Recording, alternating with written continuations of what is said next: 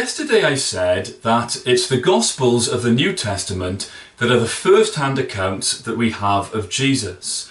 And yesterday I made the point that the authenticity of the Gospels comes out in how the writers knew the geography and the society and the language and the politics and the religion of the place and time that they wrote about.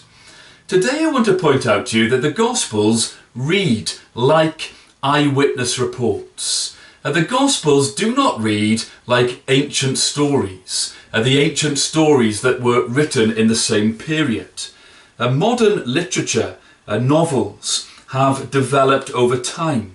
When you read a modern novel, you get details, little details that make the story feel more real. Well, details don't exist in ancient stories. But in the Gospels, we have details. Let me give you Mark chapter 4 as an example. In Mark chapter 4, Jesus and his disciples are sailing across a lake in a boat.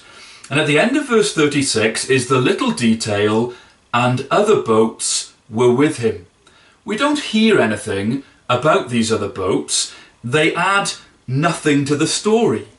So why this detail and other boats were with him?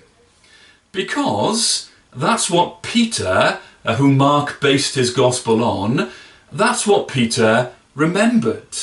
Also in verse 38 of Mark chapter 4, there's a detail about Jesus. He was in the stern, asleep on the cushion.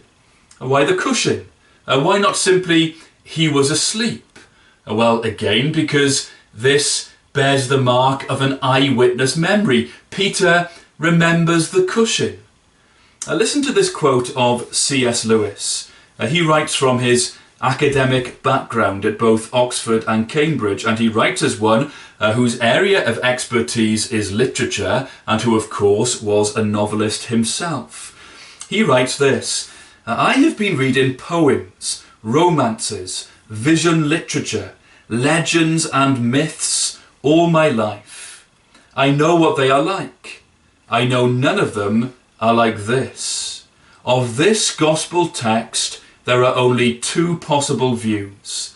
Either this is reportage, so reportage reporting something that really happened, or else some unknown writer, without known predecessors or successors, suddenly anticipated the whole technique of modern novelistic, realistic narrative.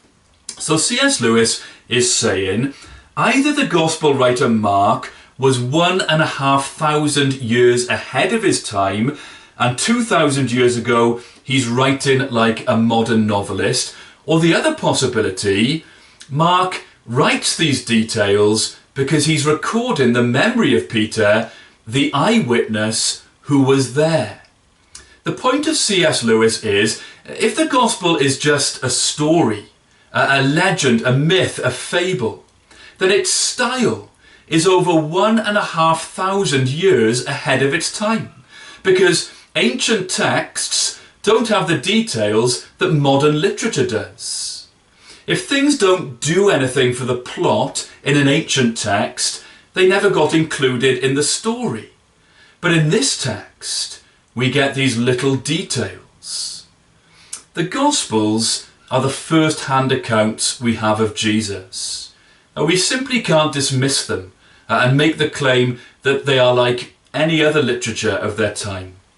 So join me tomorrow to consider what they say about Jesus Christ.